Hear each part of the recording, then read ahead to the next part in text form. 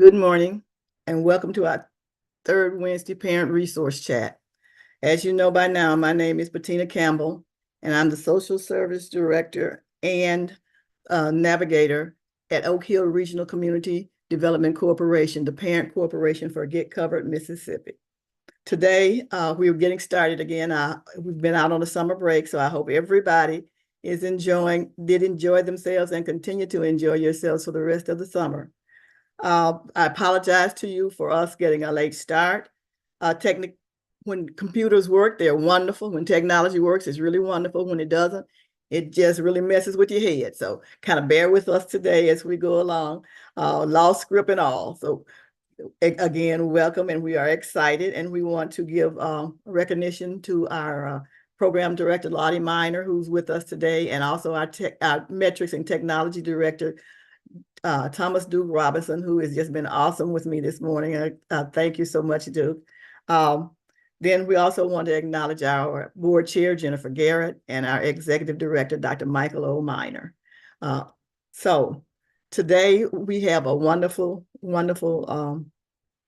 set of information for you about vaccinations. We know it's time for school to start back, and we have had requests from parents and from school workers and Head Start workers to talk to you a little bit about vaccinations and kind of remind you how important it is for our children to be vaccinated. And also, while we're talking about vaccinations and children, we also wanted to take the time to let parents know, yes, you need your vaccinations also. So today we have with us from Aaron E. Henry, a federally qualified community health center, our community partner, our long-term community partner. We have with us a nurse, Sharon Dotson, and we are going to, in just a minute, welcome her. But again, I want to encourage you to share this information with your social media platforms and have your family and friends get this information, because it's critically important for the health of our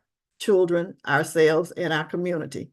And so as you do that, also remember to grab a pencil and paper so that if you have any questions, we'll be sure to answer those questions. And we will have more, and instead of a formal presentation today, we will have a couple of videos that we're going to show you. We have our expert here, Nurse Dotson, and we're gonna utilize her. So we're gonna show videos. The videos have been vetted and approved and made by the Centers for Disease Control, commonly called CDC. So the information that you are getting is accurate as it's coming from our trusted source. And we just want you to just listen, write down questions, maybe some, and then answer those questions. So again, let me say welcome to Sharon Dotson, and ask her if she would just open up her mic and camera and just tell us a little bit about who she is, and then we will get started.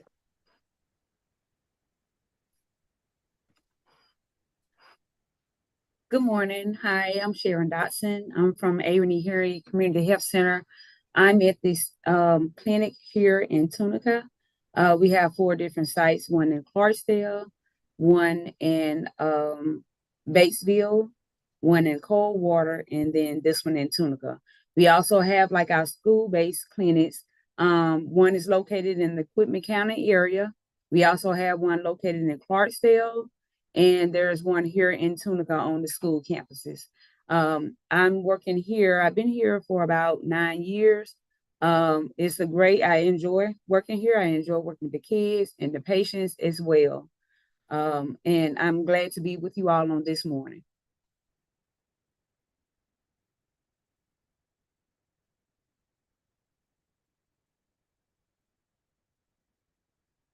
Again, welcome, Sharon. We're so glad that you did have the time. We know it was last minute, but we are so grateful to you for coming on, and we want you to know that we don't take you for granted, and we appreciate your assistance with us this morning. So if we can have Duke start the videos. The first one talks about myths and facts about immunizations. So we'll start with that one, Duke.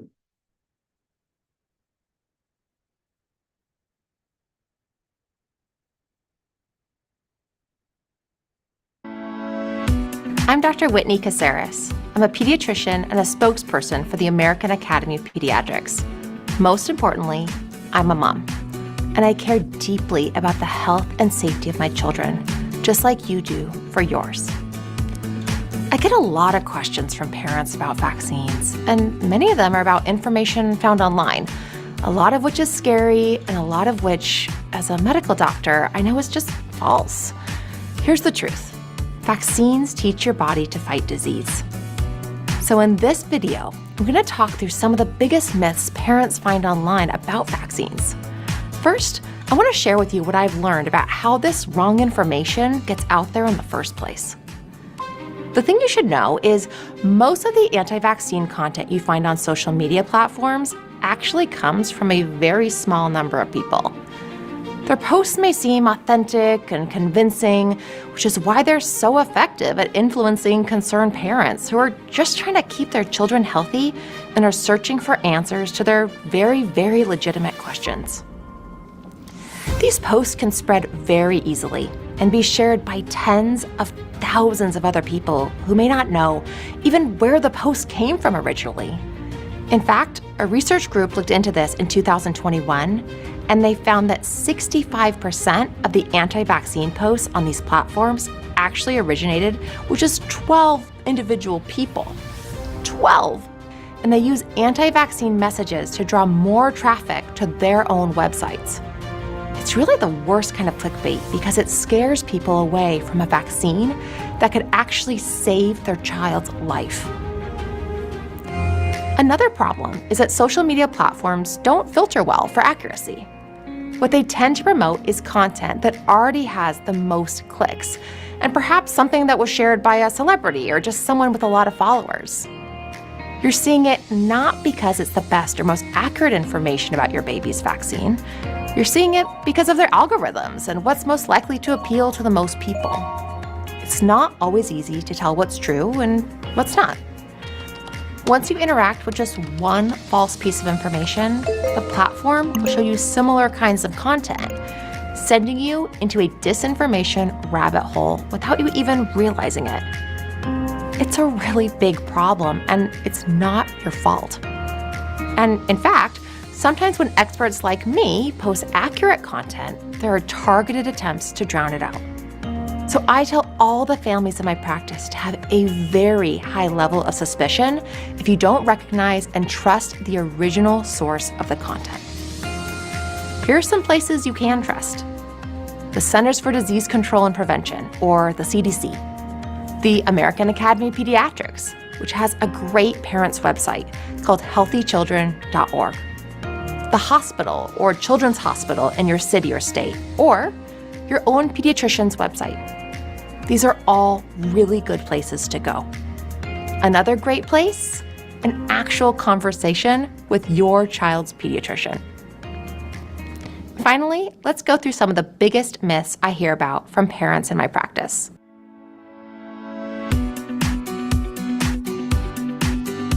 Number 1, parents are concerned about getting their baby multiple vaccines at one visit.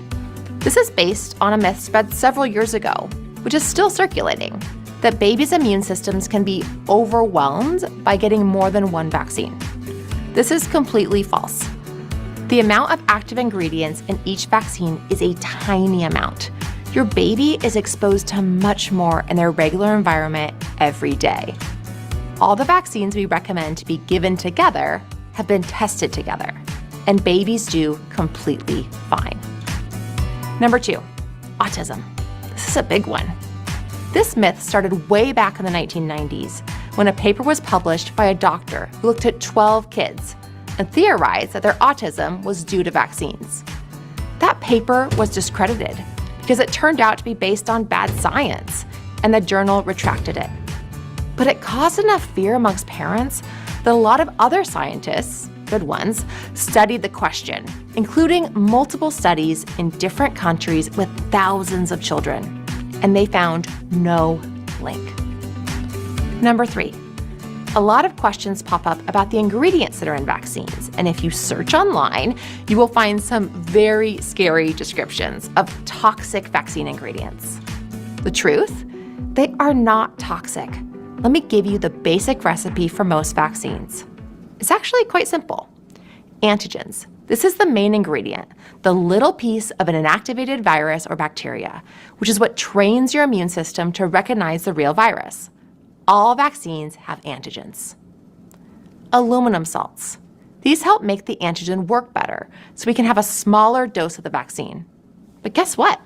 Aluminum is part of the earth, and your baby also gets aluminum in their breast milk and food. The amount in vaccines is small. Preservatives. Since most vaccines come in multi-dose vials, we need a preservative to keep germs out of the vaccine vial. That's really important, and it's safe. Some vaccines also have very small amounts of other ingredients, and all of these are safe and have been studied extensively. As a pediatrician, I know vaccinating your children is one of the most important steps you can take to prevent unnecessary antibiotic use, hospitalizations, and even death in your family. I am so glad my own kids are vaccinated. These are just a few of the myths. You've probably encountered others, and who knows what will pop up online tomorrow. The best advice I can give you is to look to sources you know and trust when you're seeking information about your child's health. And never hesitate to talk with your pediatrician. We welcome your questions, and we are on your team. We are here to help you make the best choices for your children and to keep them safe and healthy, just like we do for our own little ones.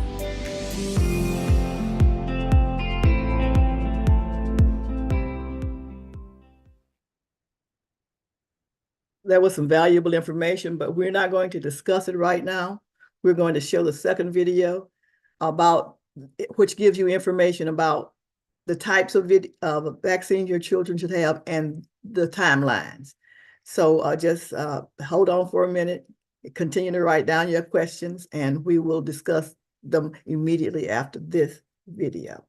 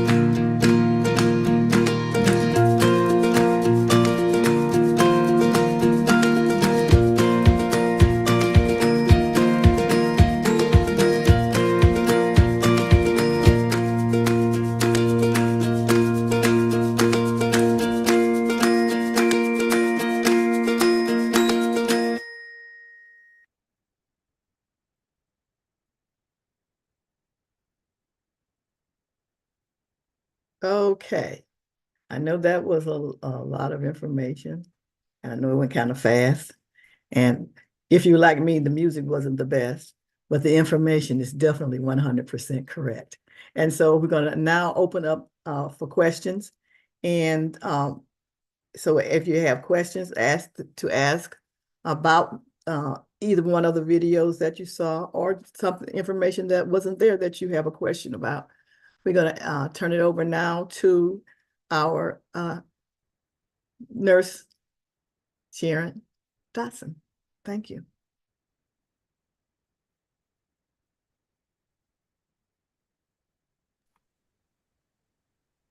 Okay, can you all hear me? You can hear me? Okay. Just informative information. It is good that you get your kids vaccinated once they, especially when they are young and they first get their first shot, which is the hepatitis. They get the hepatitis B in the hospital, but as they get older, there's a bracket and a chart that is on the CDC website that shows you each age group that whatever the child's supposed to be getting is going to show you. It's like a chart. It is very, it's editable. You can actually like see it. It's really good information. It's not hard to read or anything like that.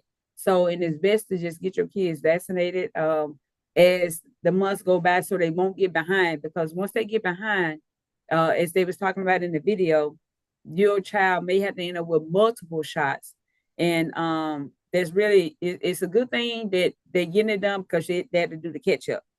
But when it comes down to it, it's best to just like go like at least once a year to get your child checked and get a physical done at one of the providers, pediatric, or you can go to any clinic, including the health department as well. So the shots are very important, and able to be able to go to the Head Start. You have to have like certain shots when they turn 4 years old, and also when the kids are going to the 7th grade, they have to have like certain shots. So, and now they're requiring that 121 form in order for your child to show that it's updated with all the recommendations as far as the shots.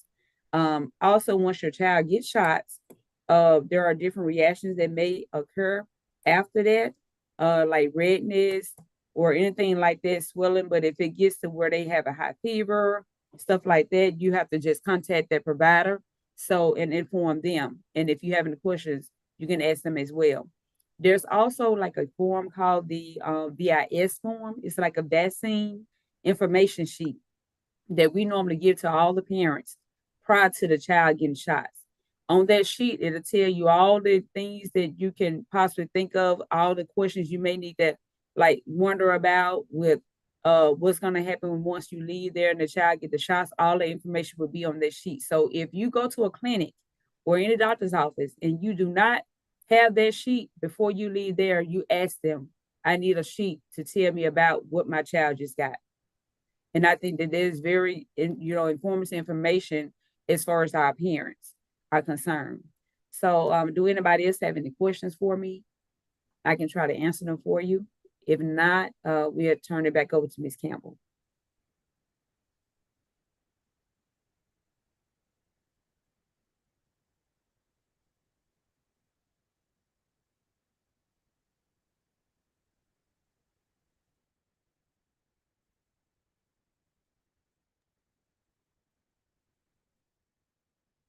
Okay, no questions?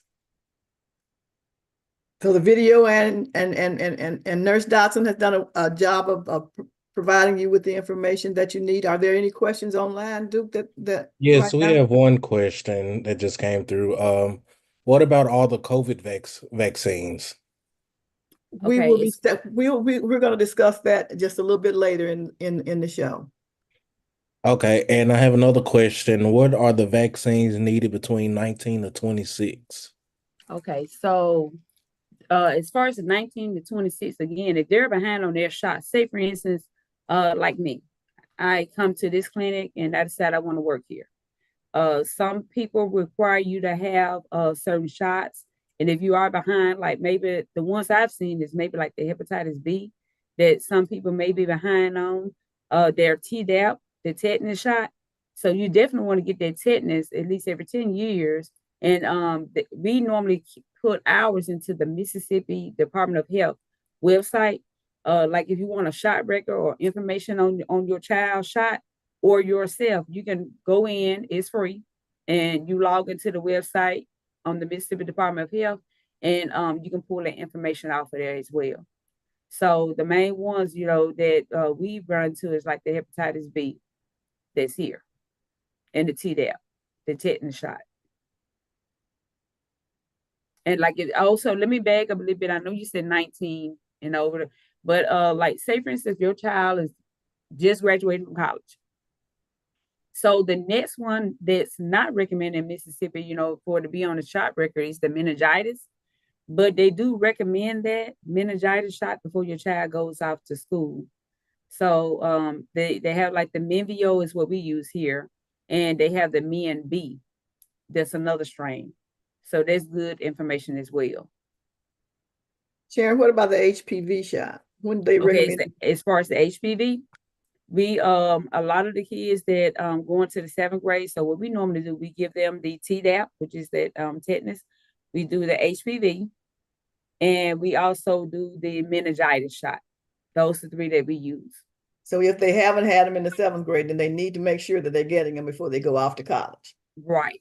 Okay. And so, and the parents, they do have an option as to say that they don't want their child to have that shot, but the Tdap, you have to have that for school purposes.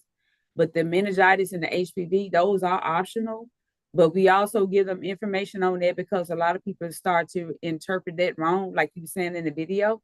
So we give them that information. That's the purpose of having that BIS sheet, so that the parents can have that information. And if they have questions before the provider walks in, they can answer that question according to that sheet from the information that's given on there. Because it's going to tell you about the shot and all that, and what to look for afterwards.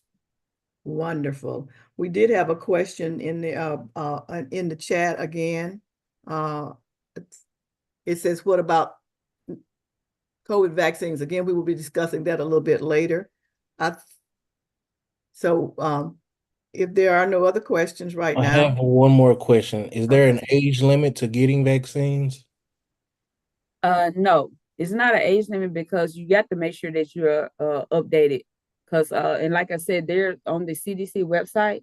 It's gonna show you, and it also, like with us, we can pull it up and we just pull up all the shots that the person has had, and it'll show at the bottom, like if it's due, like say for instance tomorrow, it's gonna have that date on there when that shot was due, or if it's past due, it's gonna show it. So 9 times out of 10, what we normally do here at this clinic and all the Red Survive clinics, say for instance they come in and they said they want a 121 form, or they want to see what shots that they're behind on. We're able to pull that information and show them and provide that with them, that information. And also at age, I know that this is like we're talking about school shots, but at age 50, there's also a vaccine for shingles. So, I mean, yes, I haven't had mine yet. I'm 51. I just turned 51 today. So, my plan is to get the shingles vaccine, and there's 2 different doses. You get the first one, and then there's a grace period in between time, and then you get the second one. That's wonderful information. Thank you so much. And that's also a great segue into our next video. Can we see the next video now, Duke?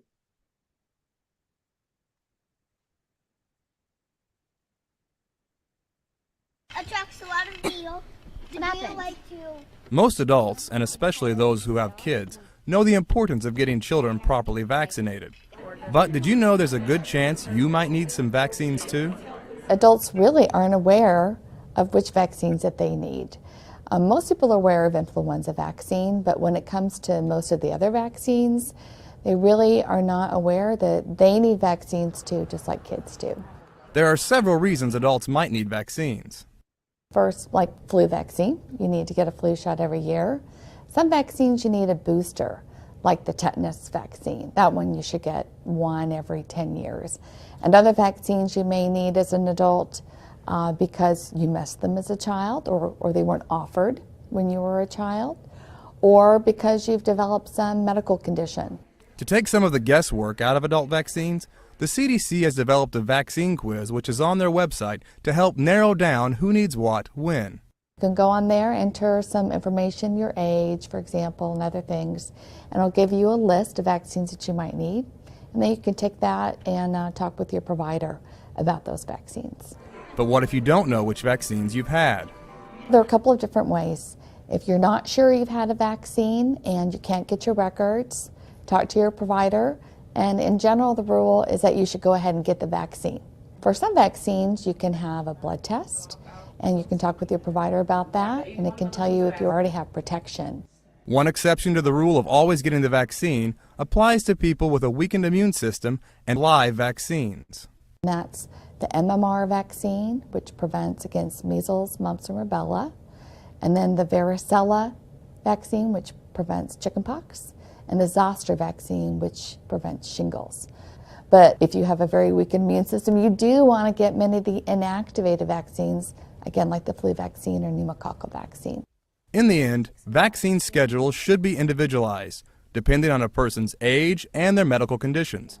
But with all your medical needs, talk it over with your healthcare provider to make sure you're getting what you need when you need it. For Accent Health, I'm Adam McCoy.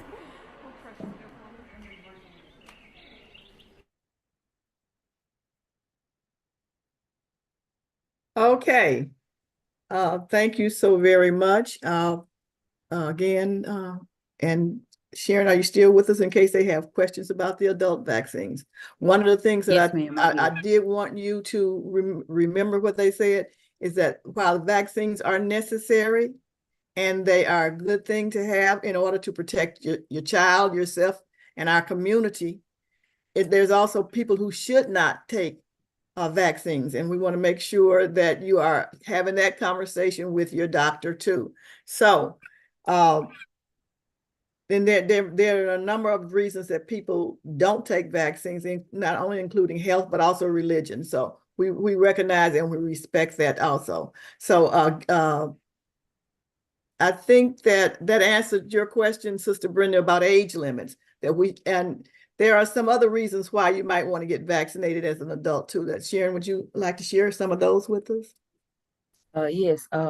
I mean, it's very important because the thing is, you never know what's going to happen in the long run. Because if you don't do like the pneumonia vaccine or a COVID vaccine, more than likely, like it's a percentage that you may end up getting one of those as you get older. So it's just like with the children. Whenever it's time to get those vaccines done, it's best to go ahead and get them done. I know as adults, we have to deal with our kids, grandkids, and all that, but we still have to take that into consideration and look at our health as well, because we want to continue to be healthy. So that way that we can just prolong, have a healthier, longer life on earth. So therefore, it's really good that all of our adults try to, at least if you don't have a primary care physician, no, it doesn't matter whether you're on medicine or not. You just need to just try to get that physical done once a year, because there's a lot of other tests and other different things that goes along with it just for us to continue to be healthy as well, like the mammograms and all this other stuff dealing with as an adult. So the thing is being vaccinated is the number one thing. Every year, your flu vaccine, just like with the children, trying to get vaccinated to keep from getting the flu. COVID is going around as well. It has started back inside of our area. We have come in contact with a couple of people in this area. So now everybody has started back to mask up. But the main thing is keeping your hands washed at all time. And then you still have to watch the social distance between different people and being inside of large crowds, because it is back. And by school just not starting back, you're looking at that all the kids are back and they're coming from different areas, different homes and all that. So when you got a lot of people coming in and being mixed in together, it's easy for them to catch it. And is vaccines safe for COVID vaccines safe for children? It is. It's safe for them. It is. And so they have like it's different. The amount as what they give for adults is totally different for children. So they have like certain ones that they're gonna give for children. And with that, you have to here we haven't started back because it's just not getting ready to start back. So we probably will be getting vaccines in. But they're making like a lot of the people pay for the vaccines now, and that's a biggie as well. But when you're dealing with that, it's like a certain amount that each person gets from their age limit, the age group going up. So and it's So- different kinds. So they need to check with their primary care physician to find out which one they need, and then check with your insurance to make sure that they will cover it, Cover or it, at least a exactly. portion of it. Yes, ma'am. Exactly. And so, and if you if you decide that you don't want to go into the inside of a doctor's office to get it, Walgreens and Walmart, they do supply those vaccines as well as the shingles and all that flu shots. You get all that, especially at Walmart. So I know a lot of people go to Walmart, so they would be like the number one person or the number one facility or the store that I would go to as far as pharmacy wise to get one. So I like that option because there are some people who don't have insurance. And so if they go there, there's a possibility that they are maybe able to get the shots cheaper than if they would try to get them in a clinic or something.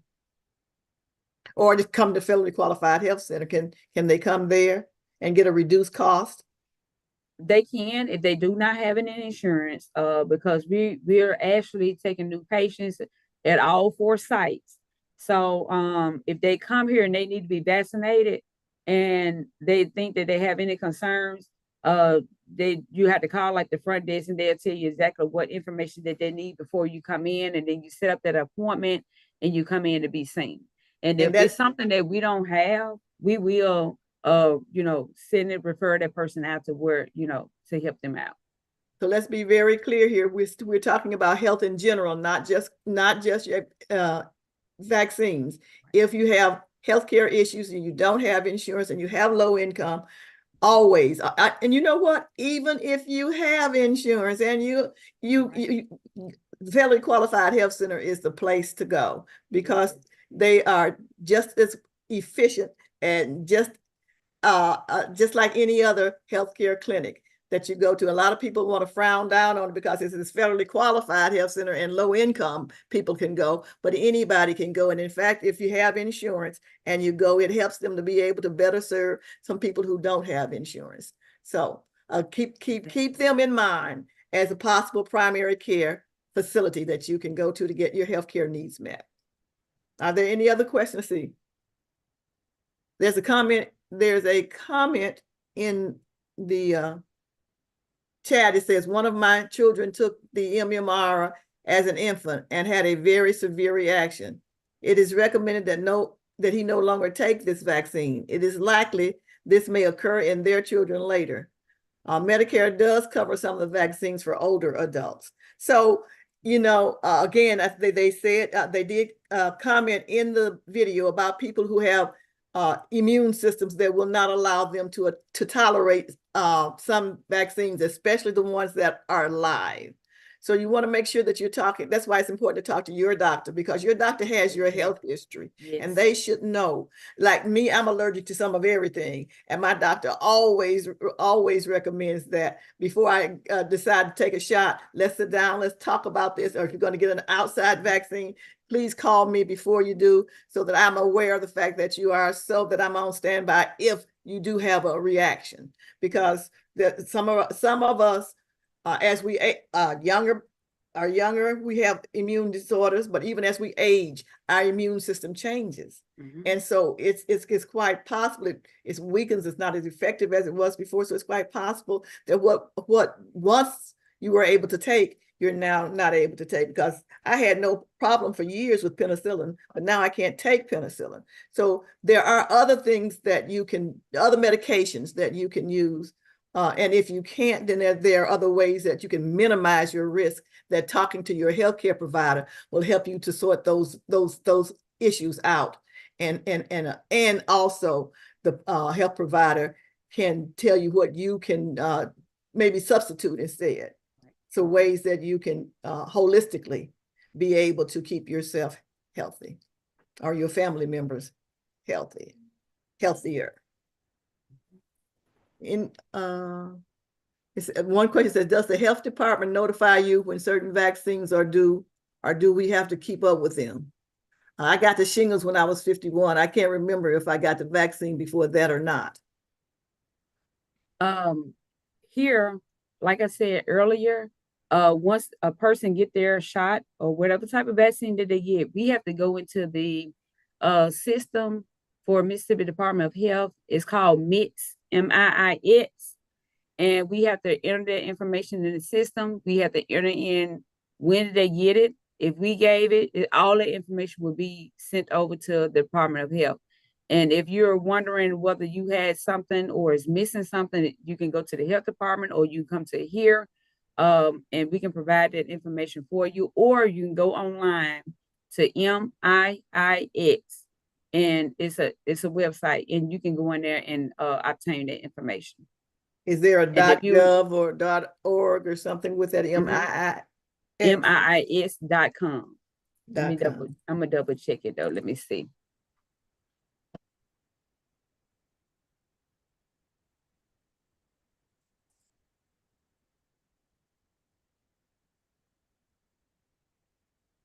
.org.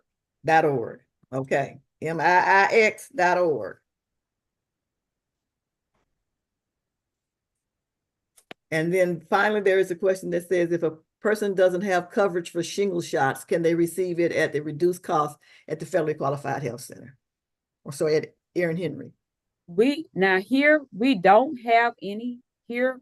With that vaccine, it is very expensive.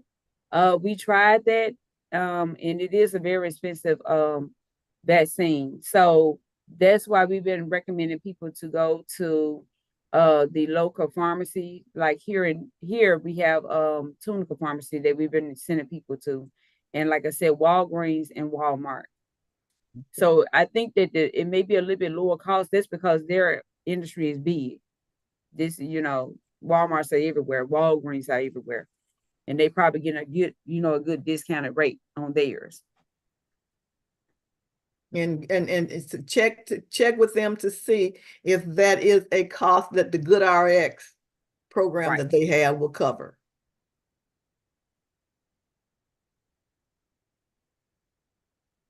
Okay, are there any other questions?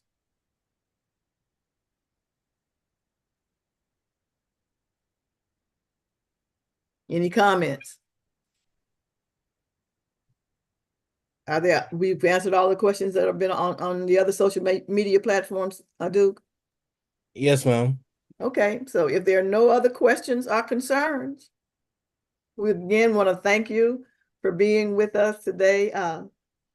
Sharon, Nurse Dotson, we thank you, and especially again at the last hour. So thank you so very much for coming in and providing the information. Now, Sister Bettina, yes, this is Sister Minor. yes. Hey, Nurse Dotson, God bless you. Thank you so much.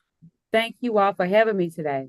Yes, ma'am. Lakedra, if you're on, thank you for doing what you do. We appreciate you so very much.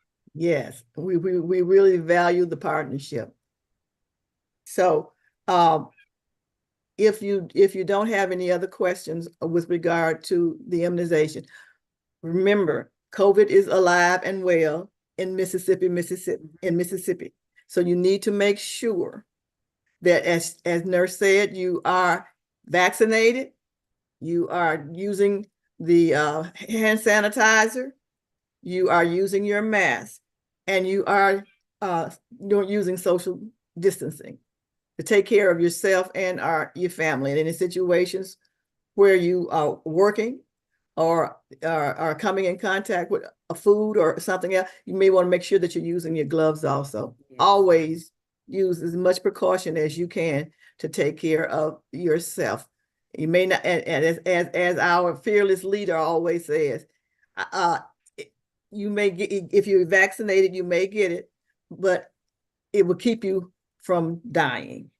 So that's the important thing, making sure that you're doing all that you can as an individual, as the responsible adult of children or older seniors, to protect yourself and your family and your friends and your community. So again, thank you so very much for being with us. We do value you, as Sister Minor has said. I want to give you some reminders to make sure that, again, to share this on your social media platform. Go out and have conversations with your families and with your friends, with your neighbors, to make sure that they understand the importance and understand that there's a lot of misinformation out there. about vaccines. And you want to make sure that you have the correct information and that they have the correct information, because it just might save your life or their life. For reminders that the third Wednesday, Ask Mary and Pat this month will be on Monday, August the 26th at 6 p.m. If you have questions about your Medicaid or even questions about Medicare, now they are answering those questions for you. So please join them on the Ask Mary and Pat webinars. Also, we have a special webinar coming up tomorrow night at 7 p.m. about syphilis. And syphilis is an infectious disease. It is sexually transmitted, but we want to make sure that people who are, especially of childbearing age, or if they are pregnant already, make sure that they are getting the appropriate tests to make sure that they don't have syphilis, to prevent their babies from being born with syphilis. And syphilis can be in your system for a long time, and you don't and go dormant, and you don't know. So please join us tomorrow for the information about syphilis.